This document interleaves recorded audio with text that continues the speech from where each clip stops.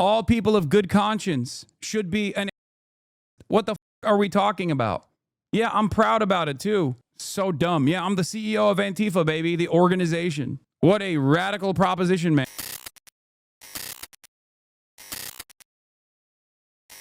Your Antifa edit went hard. Oh, yeah. This? Is that what you're talking about? This is the biggest attack on free speech since the McCarthy era, but it also has significantly less popular consensus behind it than the second Red Scare. It's being done on behalf of a minority faction led by the most unpopular president in modern history. Organizing against this can win. Yes. I do agree with that. That's why this is not a moment to feel discouraged or scared or fearful. The reason why they're doing this is because they're weak. If they weren't weak, they wouldn't be doing this. If they didn't recognize their powerlessness. This music is not the best music. I'm gonna be honest with you. What the hell? It makes it sound like I'm just so dead. They wouldn't be doing this. If they weren't fearful of mass discontent, they wouldn't be trying to make an example out of random fucking people. You can't cave. You can't be fearful. You can't let these guys, yeah, it sounds like I got mesothelioma. Yeah. Okay. This administration is a fascist one. I am an anti-fascist. What the are we doing? What's next? Are they going to openly go, nope, we are a fascist government now? They're going to just say that? Is that what we're doing? Because anti-fascism is just fascism. Bro, don't say that right now. Oh, what the? Get out of here, dude.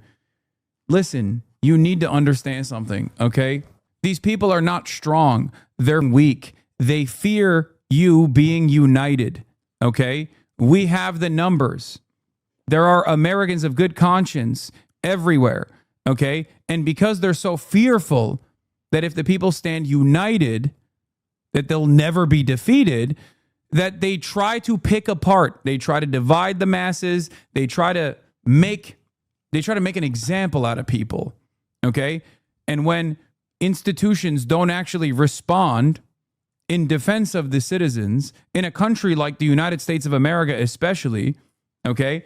If institutions don't respond, if people don't respond, if they actually obey in advance, then regardless of how weak they are, regardless of how fearful they are, they win. And it doesn't stop. When they get a victory, they do not stop. That just emboldens them to dig deeper. This is how it works. They do not have enough confidence. They do not have the numbers. There is a lot of discontent against this administration. They do not have the numbers. They can't even get the National Guard to be deployed everywhere. They can't do that. And even if they were to do that, there is no guarantee of success because the National Guard is also comprised of your neighbors, okay? There's no guarantee that those guys are going to be like, all right, well, we're loyal servants of fascism now. These are the actions of a weak administration. These are not the actions of a strong administration. If they were strong, they wouldn't feel the need to stamp out any sort of discontent. If they were strong, they wouldn't feel the need to try to put the fear of God in your hearts, in your minds, in your soul, to stop you, to make you think twice. I argue with a liberal who dislikes your Ukraine takes deeply, who despised you in August. He was praising you last night in a reply to Kyle Kulinski retweeting this. I mean, I'm glad that they're finally coming to the recognition that I'm not their enemy. But if I'm to make an assessment here, I would make an assessment off of the fact that people are recognizing that all of these silly, drama-focused opinions that they've developed over the years are completely and utterly irrelevant in the face of a much larger evil that is facing American society and American future. I'm glad that like liberals are finally coming to that recognition. That means that hopefully if a guy like that is so primed, who is so primed to hate me over like whatever they've seen, okay, so primed over like whatever they've read on Reddit, can recognize that there is a much larger problem here that must be solved, a much larger problem here that must be fought against, then the normie liberals probably are at a much higher level of anger and resentment towards this administration. So that's good. Before you engage in any sort of anti-fascist action, before you engage in any sort of demonstration, because they are afraid. It is upon all of us to make sure that we don't stand down, okay? Today will be the easiest day for you to express your discontent. Tomorrow it will get harder. And the day after, it will be even harder than that. And the less we express our discontent, the less we express our frustrations, the more this administration will feel emboldened to do more of the same. Yeah. We can't afford to stop, is my point. We can't afford to stop. What is this? They don't have the numbers? Oh, this? The Bug's Life. It was that ant that stood up to me. Yeah, but we can forget about him. Yeah, it was just one ant. Yeah, you're right. It's just one ant. Yeah, boss, they're puny. Puny? Say, let's pretend this grain is a puny little ant. Did that hurt? Nope. Well, how about this one? Are you kidding? Well, how about this? You let one ant stand up to us, then they all might stand up. Those puny little ants outnumber us 100 to 1. And if they ever figure that out, there goes our way of life. It's not about food. It's about keeping those ants in line. That's why we're going back. Does anybody else want to stay? Damn, this movie hits different as an adult. I mean, listen, the point stands, right? Objectively Marxist work, by the way. We should watch it. How do you actually stand up against successfully against an administration that just doesn't seem to care legally and has no real opposition parties? We have to do it ourselves. There is nothing you can do. You can't rely on anybody else. You can't just like sit around and expect China to do something. You can't sit around and expect the Democrats to do something. You have to do it. We have to do it. Okay? You have to rely on your neighbors. You have to rely on your communities. This is how it's been. This is how it's been since the beginning of this administration. It's very clear that the Democrats left us behind. I've been saying this over and over again. I will go so far as to say that a lot of people who are fearful, who feel left alone, who feel left behind, are only feeling that way because they have not experienced solidarity. Okay? They have not organized. They have not been out in the streets. They have not protested. Okay? These guys are such idiots. Brian Krassenstein just declared he's Antifa, which is classified as an organization. I'm Antifa, meaning I'm against fascism. All Americans should be. Antifa is not an organization. Domestic groups cannot be formally designated as organizations under U.S. law. Trump did not have the legal authority to unilaterally designate Antifa as an organization. No federal statute allows for a president to make such designation domestically. This has 44,000 likes from libs of TikTok saying, Brian Krassenstein just declared he's Antifa, which is classified as its organization. Same with this dipshit.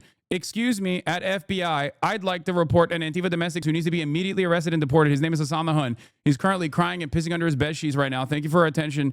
Thank you for your attention to this matter. As a fascist loser neo-Nazi was arrested during January 6th, begging the Trump administration to arrest me for being an anti-fascist. Good luck, man. Good luck. Yeah, dude. I am an anti-fascist. Okay? I am an anti-fascist. What do you mean? All people of good conscience should be an anti-fascist. What the f are we talking about? Yeah, I'm proud about it too. So dumb. Yeah, I'm the CEO of Antifa, baby, the organization. What a radical proposition, man. This is how it started. We started with woke, right?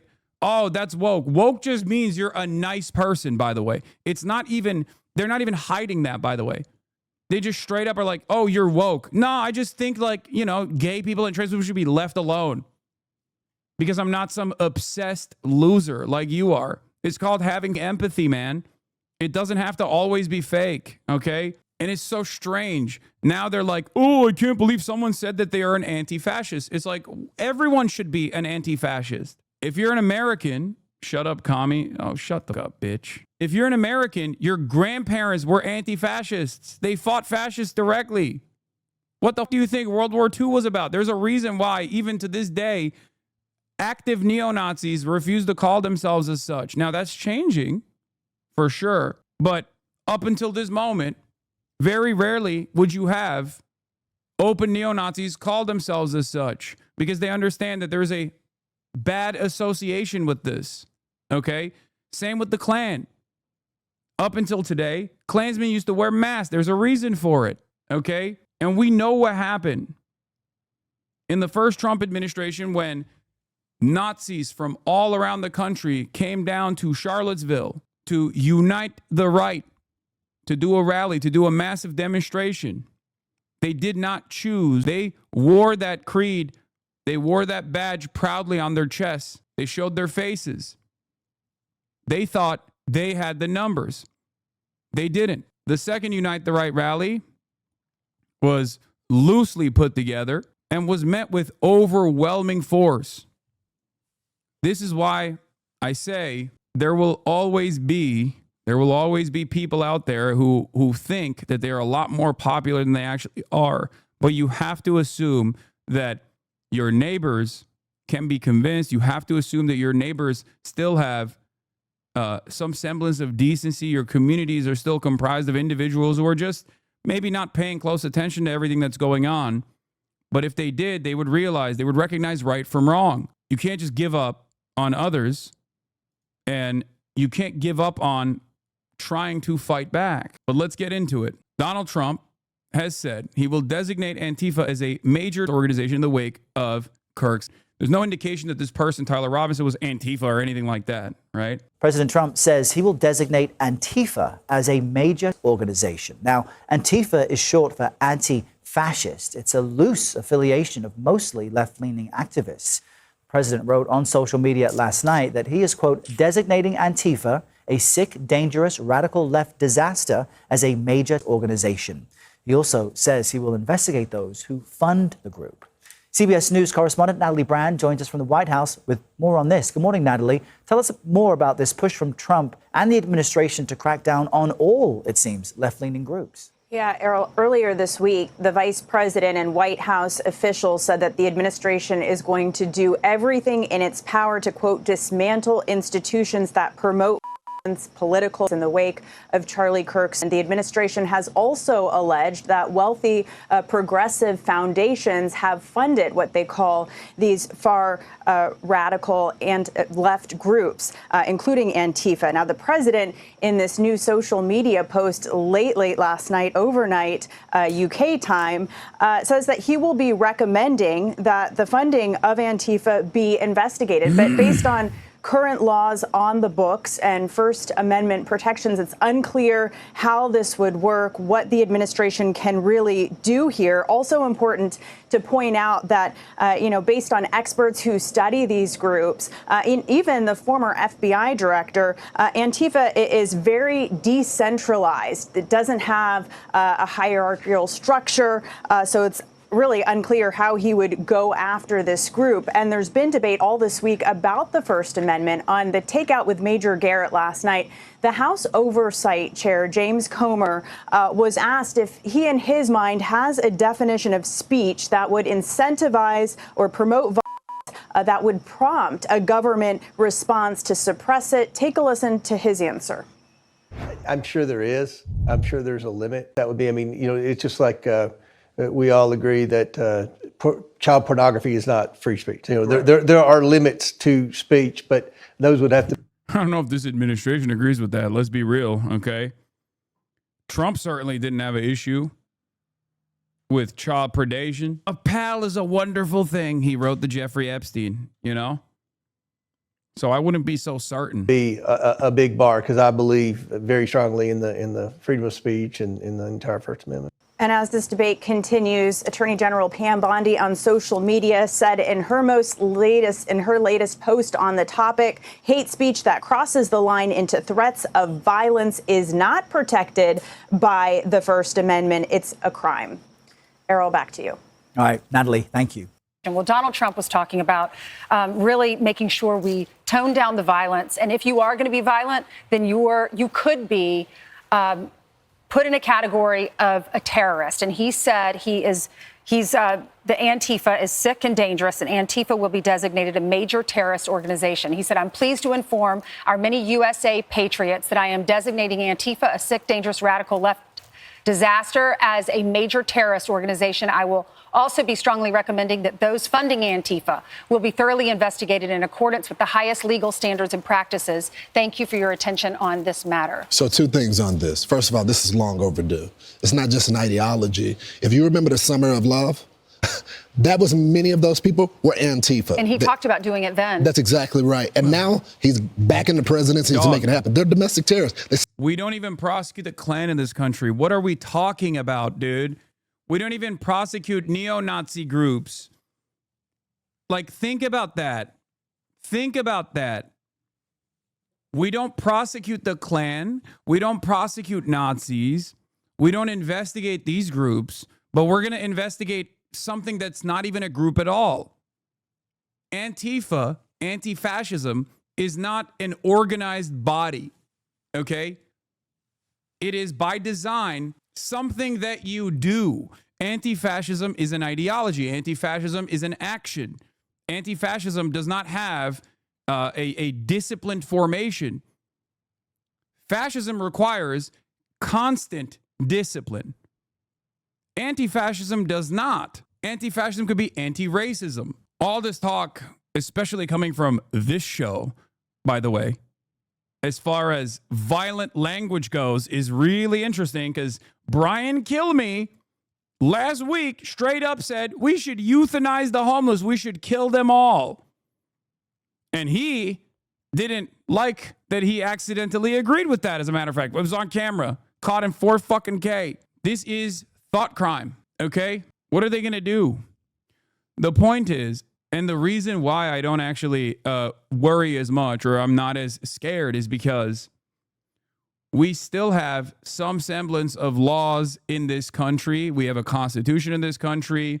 And more importantly, we have a bunch of people who I believe, regardless of their political deviations, regardless of their ideology, will respond negatively to this.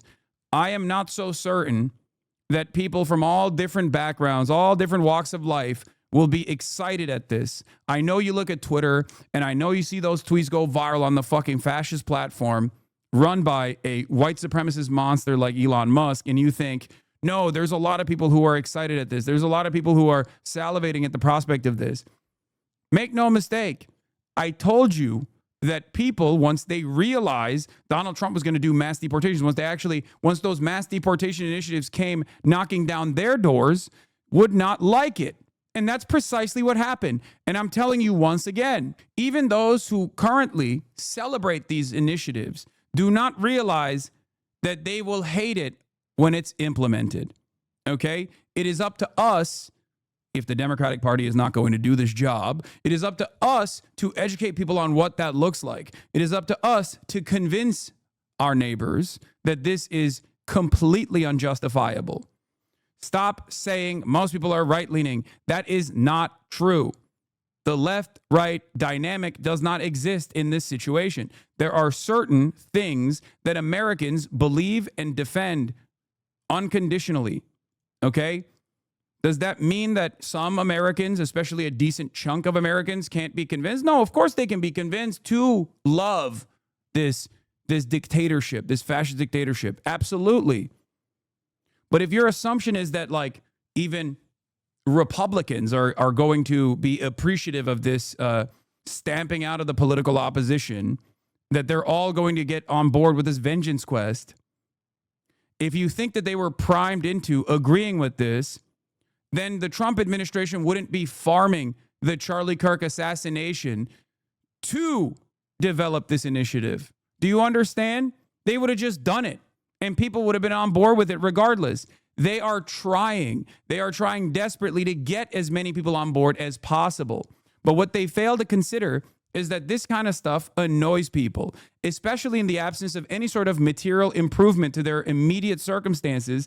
They are frustrated, they're angry, and every single day a new person realizes maybe all of this like hunting down trans people, hunting down undocumented Guatemalans is not actually improving my life in the way that I thought it was going to. Every day it's happening. And I told you it was going to happen inevitably, and it's already here. So look to that change in attitude overall. Look to the fact that Donald Trump is less popular now than he was at this point in 2017 to recognize that even though our liberal institutions are completely capitulating to the administration, there is mass discontent. There is mass outrage.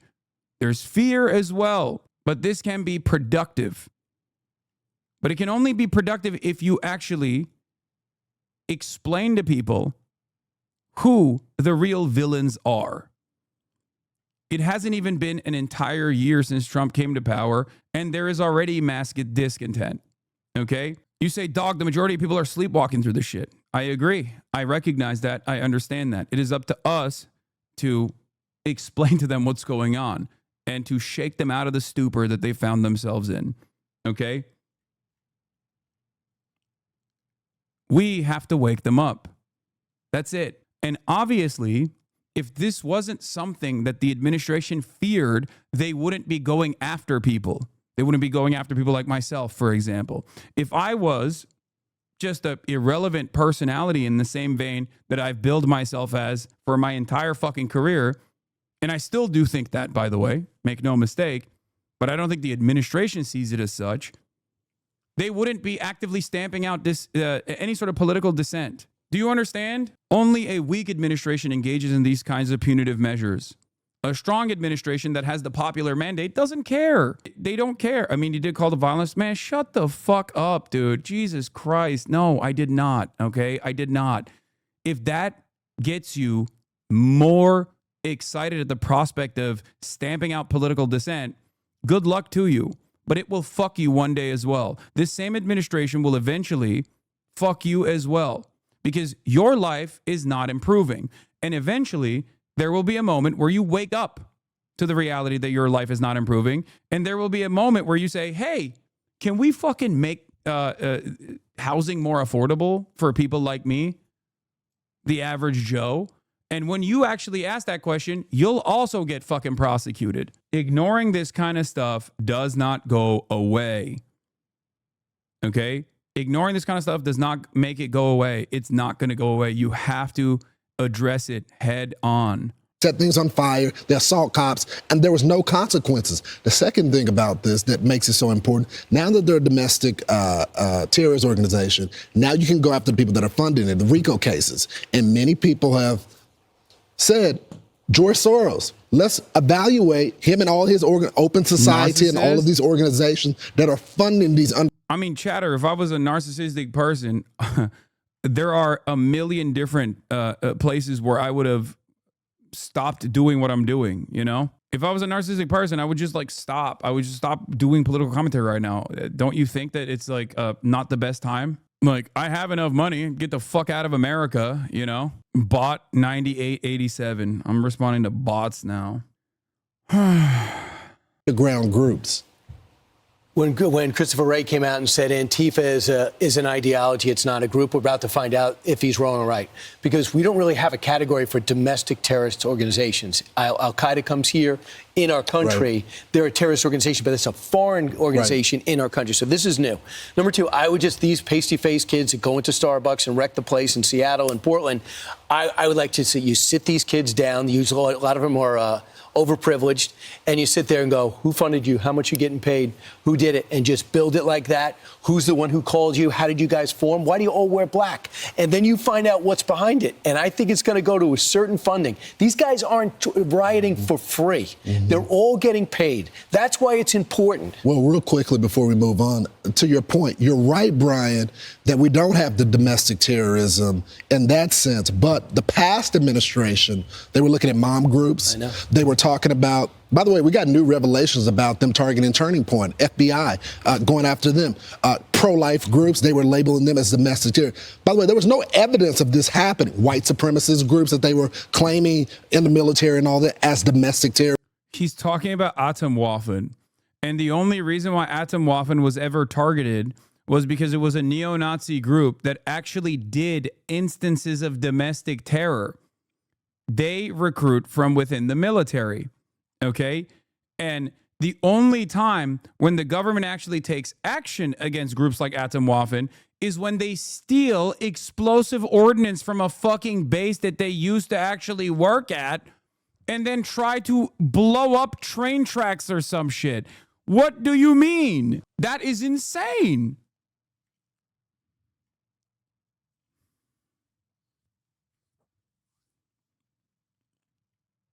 There is a reason why people like the Proud Boys, like the 3%ers, the Oath Keepers, and numerous other neo-Nazi formations, all the way from Patriot Front to a million different groups, can openly exist on U.S. soil. The Klan, for example, in spite of the reality that they are responsible for a shit ton of domestic terror incidents and violence, hate crimes, and the like. Because as long as they are demonstrating peacefully, even though we can have a conversation about what their peaceful demonstrations are actually trying to invoke, but as long as they are demonstrating peacefully, it's still legal under the First Amendment.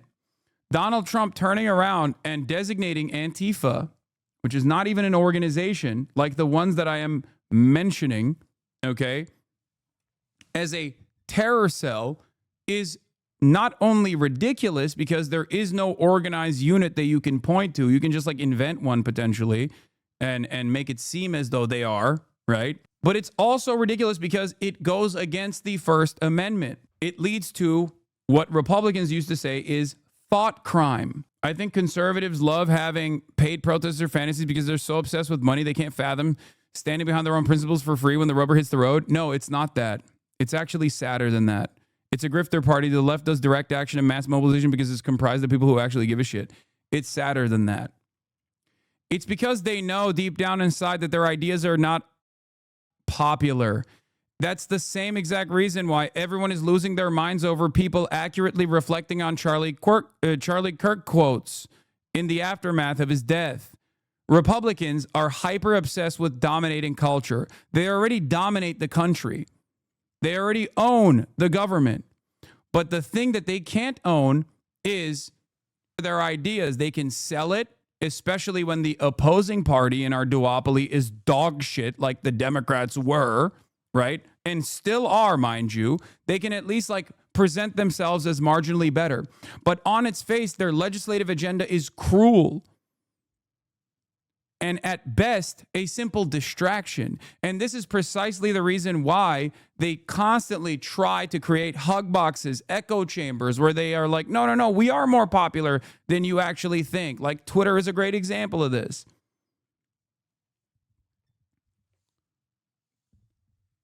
They try to make it seem, they try to delude themselves into thinking that their ideas are more popular than they actually are. But once implemented, those ideas are not popular.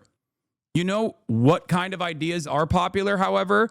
Ones that are seemingly impossible to take out, regardless of how much Democrats and certainly Republicans have tried to take them away. Social Security. Is that a right-wing proposition? No. Welfare. Is that a right-wing proposition? No. SNAP benefits. Medicaid. Medicare. You can only tackle social safety nets by shrouding it in secrecy, by initiating scalebacks and drawbacks in the dead of the night without people paying attention to it. That's the only way that you can do it. Through cloak and daggers. If Republicans were honestly running around and being like, we want to make sure that the working poor suffer, people would say, I don't like that. I don't like that at all.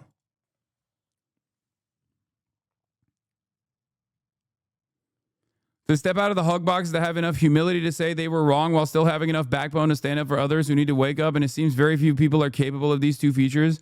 No, because the average person is like quiet in their support for the most part. Not everyone is as loud and proud, even though MAGA supporters usually are very loud. So I guess what I'm trying to say is that people can quietly change their positions and become loyal friends that recognize right from wrong. They did investigation, didn't find anything on it. These people actually set things on fire. Well, right? Antifa is short for anti-fascist, and it's a violent group. They're in the shadows. They wear these masks, and then they go in and they spark violent riots. So meanwhile, President Trump announcing plans to designate Antifa as a terrorist organization, saying this, quote, I am pleased to inform our many USA patriots that I'm designating Antifa as a sick, dangerous, radical left disaster as a major terrorist organization. I will also be strongly recommending that those funding Antifa be thoroughly investigated in accordance with the highest legal standards and practices. Fox News contributor Ben Dominich joins us now. Ben, they're not just an ideology. They're a violent group. This was the right move, right? Well, yes, it was. Lawrence, I will caution that, this is a move that the president actually made near the end of his term in 2020, though at the time that he made it, there wasn't really the opportunity to lean into it the way that I believe this second administration is going to. Namely that Antifa, to your point, is not just some vague ideology, as we were told by Christopher Wray and others at the time. Right. It's actually an organized group, and they've performed organized activity across the country. Yeah, this is intentionally vague, by the way.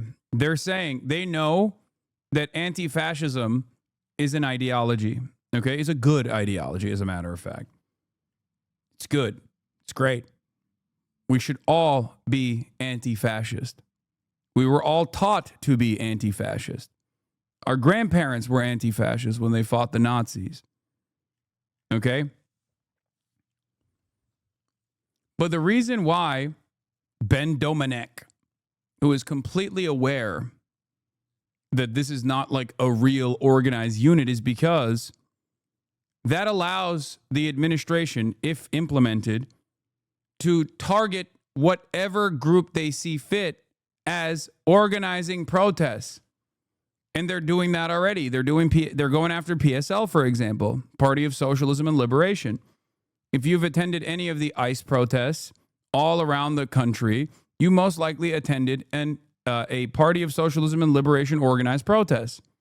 If you attended any of the Palestine protests, Palestinian Youth Movement is another organization that they're going after.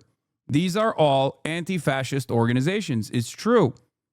But they're not Antifa in the way that these guys design it. Answer Coalition is another one as well. They're going after these organizations that are real organizations that do more than just, anti-fascist action. But they're doing so because they oppose the administration. It's that simple. And attacking, multiple different places, cities and facilities, including most recently in North Texas, where someone attacked an ICE facility there. This is a situation where you have these domestic terror cells that are organizing online, and they deserve to be investigated, particularly when it comes to the financial backing that they receive, which really has been a black box to this point. We deserve to know more about how they're getting funded. Ben, why do you think there was hesitance from the politicians as well as not the rank and file law enforcement because they know it, but the political appointee law enforcement to do this? Mm-hmm. Well, I think that one of the things that has been an item of awareness for quite a long time is that this last administration under Joe Biden leaned heavily into targeting various conservative groups, right, Christian groups, and the like for all sorts of investigation. Really, Yeah, no. The Department of Justice's very own analysis showed that the overwhelming majority of political violence and acts of domestic terror came from, and this might come as a surprise to people if you only watch mainstream news, you hear the exact opposite of this. It came from far-right anti-government extremist groups, many of them white supremacists, white nationalists, and the like. Shocker, I know. And of course, for good governance purposes, the law enforcement authorities for a brief moment actually decided, while they were still doing the black identitarian extremism shit too on the side with black Israelite groups that they were targeting, okay? Or people that they thought were affiliated with like black Israelite groups or Nation of Islam and the like. For every 2 or 3 people that they nabbed from those groups, there were hundreds that they were investigating on the far right that were directly responsible for acts of domestic terror. It's so ridiculous. I think in many instances abusing their power and framing them falsely as white supremacist groups and the like. And I think that this administration is basically saying, look, you took your eye off the ball. Those groups were never a threat to the American people. They never represented an actual violent threat. And instead, you persecuted them. We're now going to use the full force of the law to go after the people who really do represent violent threats across the country. And I think this is part of a stepped up attitude. And frankly, if Democrats want to defend Antifa and go down that Is joining the PSL or Answer Coalition a bad idea? No, no, fuck no. No, of course it's not.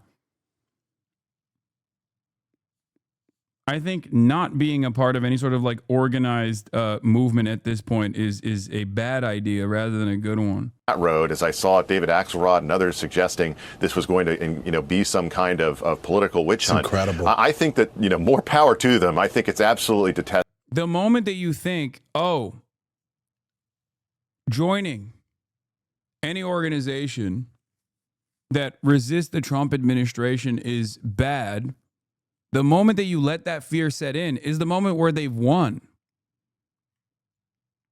Okay? You're obeying in advance.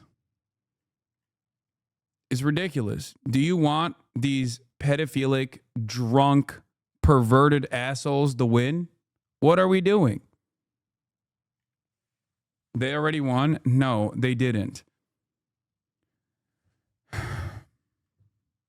And the truth is that anyone who wants law, order, and a non-chaotic streets in our cities across the country should be in favor of knowing more about what Antifa is doing before they do it. Yeah, they had no problem arresting the praying grandma in the Capitol, but the people that are setting buildings on fire. Ben Dominus, thanks so much for joining.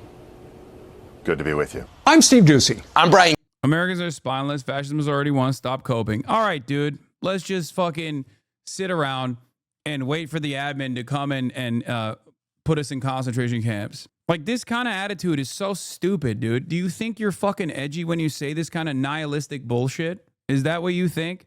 Do you think this is a productive attitude to have right now? In this very moment, when there are a lot of people who are angry, but don't know exactly how to channel that frustration. When you come in here and say dumb fuck bullshit like this, oh, Americans are already fascists. Americans are spineless. Fascism has already won. Stop coping. All right, we should just give up. You can say the same about Gaza. Just give up. Whatever. The genocide is happening, right? Don't you think it's fucking unimaginably disrespectful to those who have been martyred by the state of Israel already and those you could prevent the martyring of to do whatever you can?